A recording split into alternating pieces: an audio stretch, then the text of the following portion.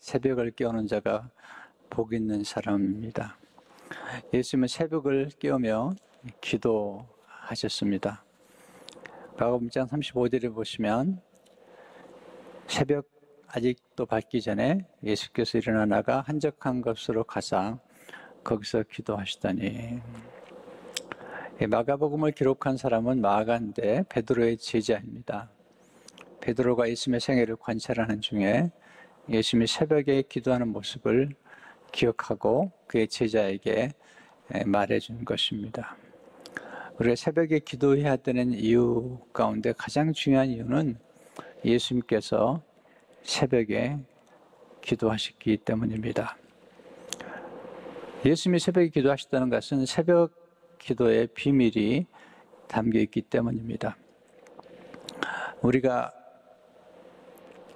정말 새벽에 기도하면서 예수님이 새벽에 기도하신 이유들을 더 알게 되는 것을 경험하게 됩니다. 오늘 말씀을 통해서 나누고 싶은 첫 번째 말씀은 새벽에 하나님의 도움을 받는 사람은 복이 있다는 것입니다. 오늘 본문 시편 46편 5절에 보시면 하나님이 그 성 중에 계심에 성이 흔들리지 아니할 것이라 새벽에 하나님이 도우시리로다. 저는 이 말씀을 너무 좋아해요.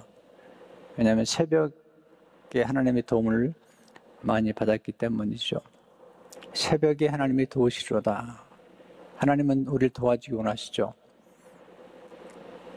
새벽에 도움을 받기 원하는 사람들의 특징 하나는 겸손한 사람입니다. 자신의 부족함을 철저하게 깨닫지 않은 사람은 새벽에 기도하지 않습니다. 자기의 부족함을 아는 사람, 새벽에 일어나서 하나님의 도우심을 받게 됩니다. 우리는 스스로 자존하는 사람들이 아닙니다. 우리는 도움이 필요하고 우리는 공급이 필요합니다. 중요한 건 누구의 도움을 받느냐가 중요한데 하나님의 도움을 받는 사람, 이 지혜로운 사람인 것입니다. 시편 46편 1절에 3절을 보시면 하나님 우리의 피난처시요 힘이시니 환난 중에 만날 큰 도움이시라. 이 말씀도 제게 너무 도움이 돼요. 환난 중에 만날 큰 도움이시라. 우리 인생에서 환난이 찾아오죠. 그러므로 땅이 변하든지 산이 흔들려 바닷 가운데 빠지든지 바닷물이 솟아나고 뛰어놀든지 그것이 넘침으로 산이 흔들릴지라도 우리는 두려워하지 아니하리로다. 하나님은 환난 중에 만날 큰 도움이시다 것입니다. 시편 28편 7절도 보시면 여호와는 나의 힘과 방패이시니 내 마음이 그를 의지하여 도움을 얻었도다. 그러므로 내 마음이 크게 기뻐하며 내 노래로 찬송하리로다. 이 보시면 내 마음이 하나님 의지하여 도움을 얻었다. 여러분 어떠세요? 마음이 흔들리지 않으세요? 마음이 두렵지 않으세요? 마음이 아프고 슬프고 염려가 되고 때로는 화가 나고 짜증이 나고 사실 우리 마음이 굉장히 중요합니다. 세상이 아무리 흔들려도 우리 마음이 고요하면 우리는 평화를 누리게 되지만 아무리 주위 사람들이 고요해도 우리 마음이 흔들리면 세상이 흔들리는 것을 경험하게 됩니다. 근데 우리가 하나님을 의지할 때 우리 마음에 평화가 임하는 것을 보게 됩니다. 저는 정말 하나님의 도움이 필요했습니다. 저와 하나님과의 첫사랑은 새벽 기도에서 시작됐습니다. 예수 믿고 나서 바로 새벽 기도를 쌓기 시작했습니다. 그리고 하나님의 도우심을 구했습니다. 왜냐하면 하나님의 도우심 없이는 저는 살아갈 수 있는 그런 환경이 되지 않았습니다. 특별히 새벽에 때를 따라 돕는 하나님의 은혜를 받는 것이 중요합니다. 히브리 4장 16절에 보면 그러므로 우리는 공의하심을 받고 때를 따라 돕는 은혜를 얻기 위하여 은혜의 보좌 앞에 담대히 나아갈 것이니라. 여기 때를 따라 돕는다고 말씀하셨는데 이 때 중에 하나가 아침입니다. 새벽에 돕는 은혜가 있고요. 또 밤에 돕는 은혜가 있습니다. 또 인생의 계절에 청년의 때, 중년의 때, 또 노년의 때 받는 은혜가 있는데 그 은혜를 받기 위해서 우리 하나님께 나아가야 됩니다. 우리는 누군가의 도움을 받아야 돼요. 태어나서부터 지금까지 우리는 누군가의 도움을 받아야 됩니다. 어릴 때만 받는 게 아니고요. 이제 노인이 되면, 나이가 들어서 노인이 되면 점점 도움이 필요하잖아요. 도움 없이 산다는 것은 어리석은 것인데 중요한 건 누구의 도움을 받느냐가 중요한데 성경은 하나님이 우리의 도움이 되신다 말씀하고 있습니다. 시편 94편 17절을 보시면 여호와께서 내게 도움이 되지 아니하셨다면 내 영혼이 벌써 침묵 속에 잠겼으리로다. 하나님이 내게 도움이 되지 않았다면 똑같은 고백을 저도 하고 싶어요. 하나님이 제게 도움이 되지 않았다면 여기까지 올 수가 없습니다. 두 번째로 새벽에 하나님을 기다리는 사람은 복이 있습니다. 하나님을 기다리는 것입니다. 시편 130편 5절을 보게 되면 나 곧 내 영혼은 여호와를 기다리며 나는 주의 말씀을 바라는도다. 참 아름다운 고백이죠. 하나님을 기다리는 사람, 그리고 하나님의 말씀을 바라는 사람. 시편 130편 6절을 보게 되면 파수꾼이 아침을 기다림보다 내 영혼이 주를 더 기다리나니 참으로 파수꾼이 아침을 기다림보다 더하도다. 하나님이 다윗을 사랑할 수밖에 없어요. 다윗이 이토록 하나님을 앙망하고 하나님을 기다렸거든요.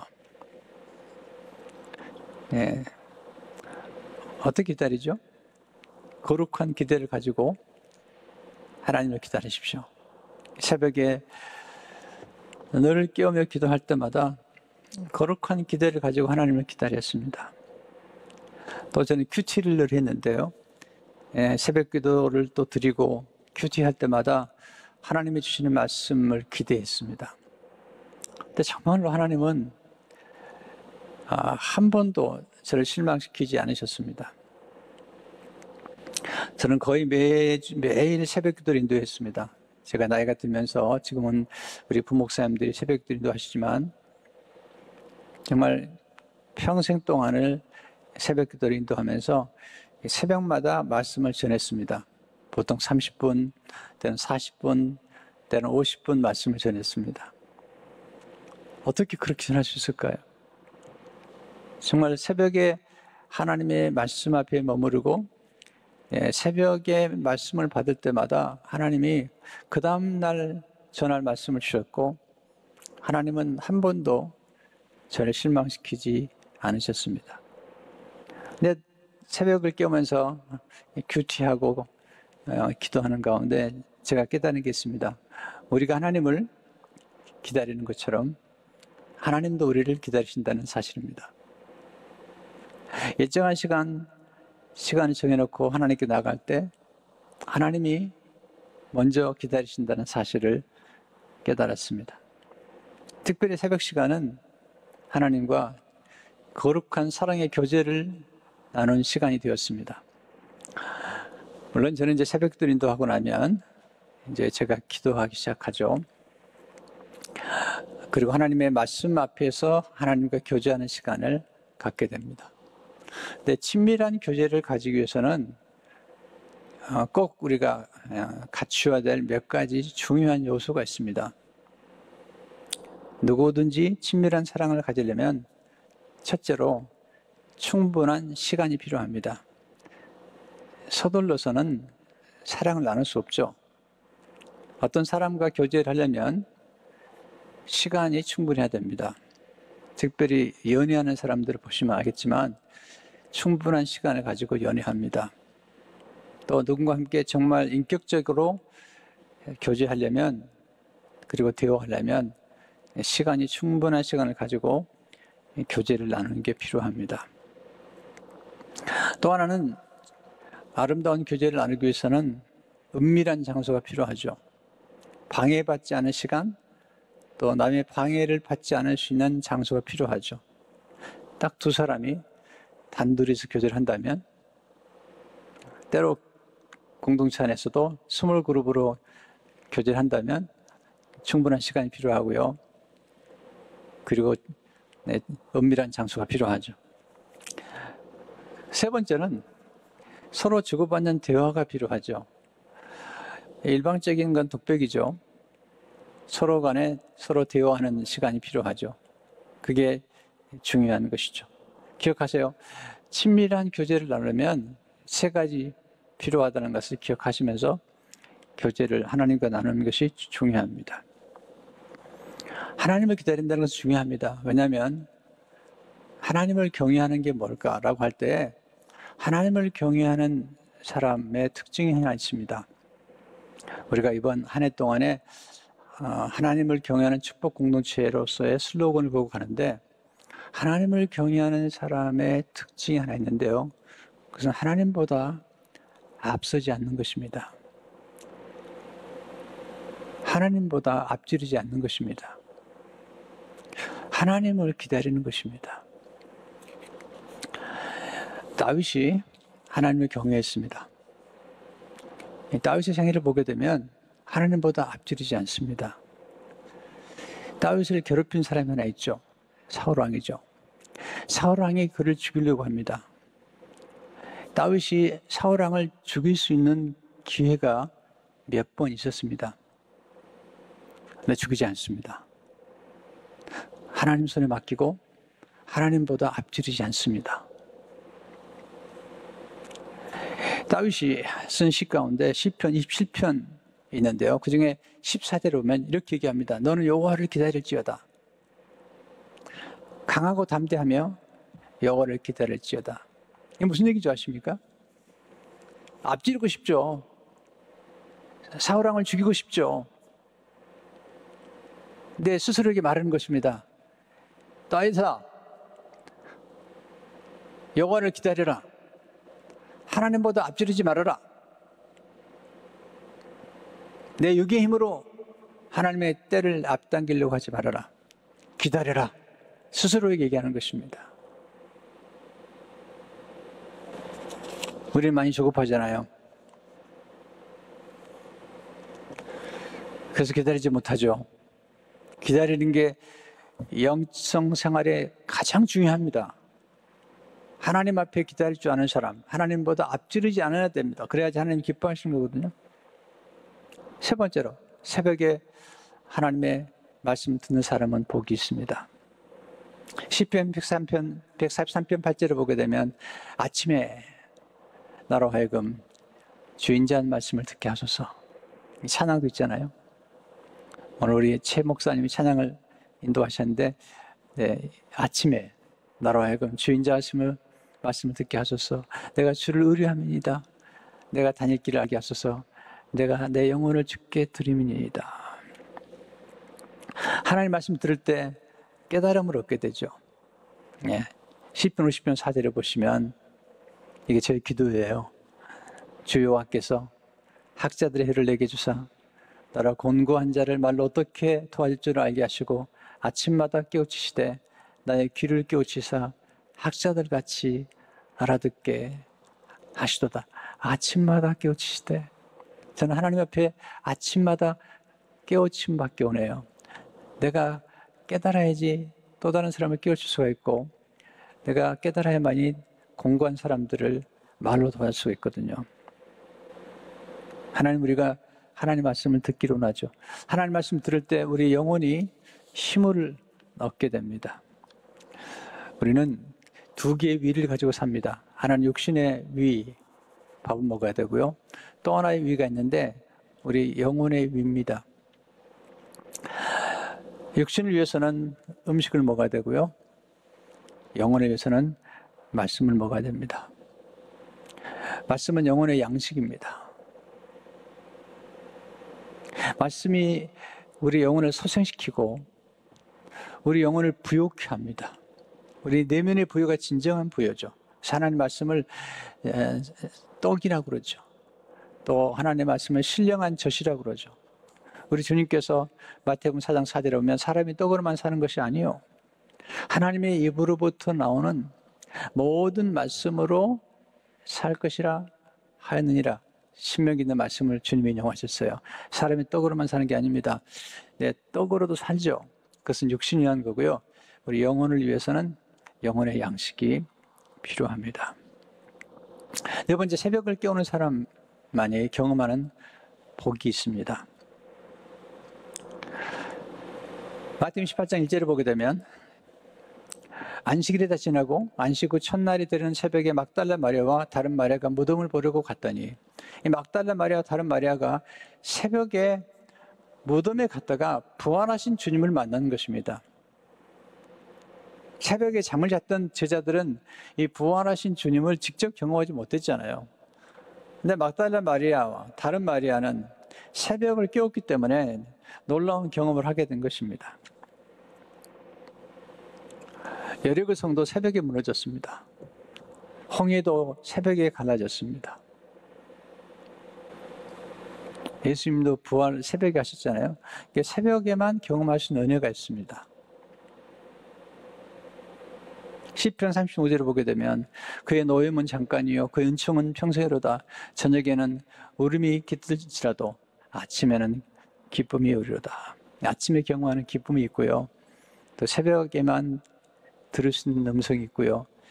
새벽에 뵐 수 있는 얼굴이 있습니다. 시편 90편 14절을 보시면 아침에 주의 인자하심이 우리를 만족하게 하사 우리를 일생 동안 즐겁고 기쁘게 하소서. 네, 주의 인자하심이 새벽에 우리를 만족하게 하신다는 것입니다. 이사야 33장 2절을 보게 되면 여호와여 우리에게 은혜를 베푸소서. 우리가 주를 앙망하오니 주는 아침마다 우리의 팔이 되시며 환난 때 우리의 구원이 되소서.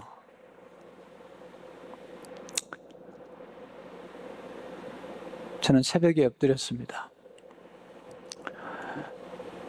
저는 오히려 기도 문제가 없을 때 제가 좋아하는 세라 수양관에 가서 기도하고 오히려 교회에 문제가 없을 때 가서 깊은 교제를 나누고 침묵하는 시간을 가졌습니다.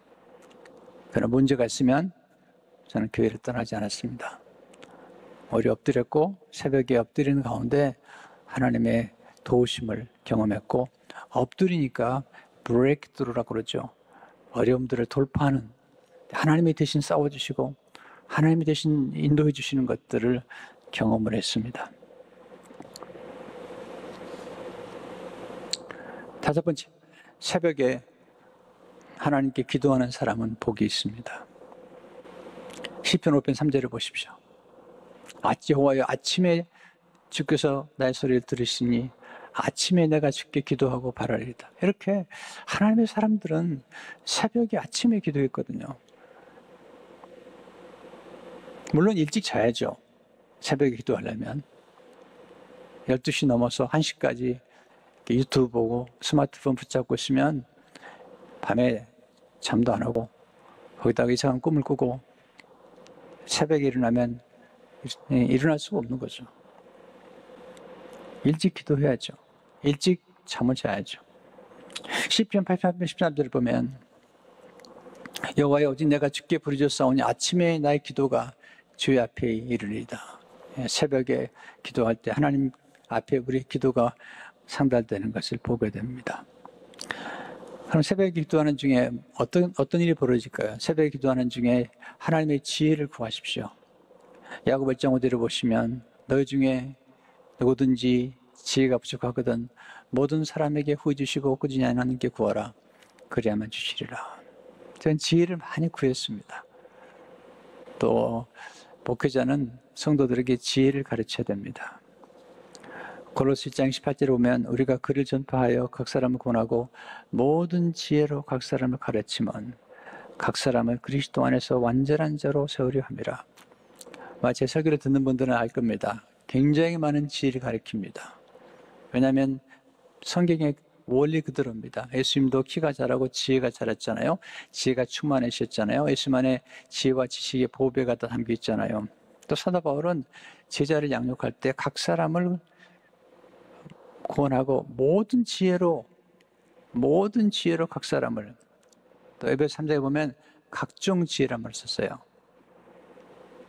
그래서 저는 새벽에 지혜를 구하고 또 하나님의 말씀을 증거할 때마다 말씀 속에 지혜를 계속해서 성도님들에게 저는 가르치고 있습니다. 새벽에 기도하는 중에 하나님의 능력을 받으십시오. 시편 105편 4절에 오면 여호와 그의 능력을 구할지어다. 그의 얼굴을 항상 구할지어다. 하나님의 얼굴 빛을 구하셔야 돼요. 능력을 구하고요. 창세기 3장 8절에 오면 아주 슬픈 말씀이 한 절 나와요. 아담과 하와가 선악과를 따먹은 다음에 하나님의 낯을 피하여 그랬어요. 슬픈 일이에요. 하나님의 얼굴빛을 피했어요. 하나님을 등졌습니다. 인생은 하나님을 등지면 어두워집니다. 비참해지잖아요. 거기다가 창세기 4장 14절을 보게 되면 가인이 이런 얘기를 해요. 주의 낯을 비웁지 못하리니. 아담이 하나님의 얼굴빛, 낯을 피했어요. 그리고 가인이 주의 낯을 비웁지 못하느니, 우리가 새벽에 하나님의 얼굴빛을 보고 새벽에 얼굴을 배우는 것은 우리에게 너무 중요한 것입니다. 하나님과 등지면 안 됩니다. 해바라기가 해를 바라보듯 하나님의 사람들은 하나님의 얼굴빛을 바라보면서 그 얼굴빛에서 나오는 인자하심과 공의하심과 그리고 하나님의 광채를 받아서 우리가 생활할 때에 우리가 빛을 발할 수가 있습니다. 그래서 기도하고 능력 받았고 지혜를 구해야 됩니다. 지혜 가운데 제일 중요한 게 뭘까요? 미래를 준비하는 거예요. 미래를 준비하는 거죠. 토니 로빈스라는 사람이 27년 동안 감옥에 갇혔던 넬슨 만델라를 만나서 물었습니다. 어떻게 감옥에서 긴 세월을 27년 동안 견뎠습니까? How did you survive all this time? 어떻게 27년을 survive 했냐고. 그랬더니 넬슨 만델라가 말했습니다. 내가 견딘 게 아닙니다. 저는 준비하고 있었던 거예요. I was not surviving. I was preparing. 내가 견딘 게 아닙니다. I was preparing. 제가 준비하고 있었던 거예요. 이 지혜로운 사람들은 새벽에 기도하면서 무엇을 준비해야 될지를 아는 것입니다. 성도 여러분, 미래를 위한 준비가 얼마나 중요한지 몰라요. 제가 개척하는 많은 일들은 기도하는 가운데 하나님의 지혜를 구해서 미래를 준비하고 또 미래를 준비하고 그렇게 해왔습니다. 새벽에 기도하는 중에 사명의 초점을 맞추는 삶을 사십시오. 예수님께서 그러시잖아요. 마가복음 35절 기도하신 다음에 사람이 찾아오죠. 예수님, 사람들이 찾아옵니다. 그랬더니 마가복음 1장 37절 한번 이렇게 말씀하시죠. 만나서 이르되 모든 사람이 주를 찾나이다 이르시되 우리가 다른 가까운 마을로 가자.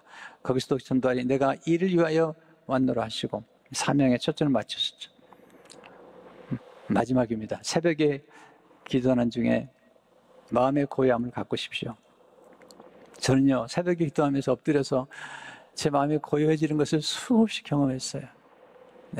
마음이 고요해짐을 경험했어요. 그게 행복이거든요. 행복이 따로 있나요?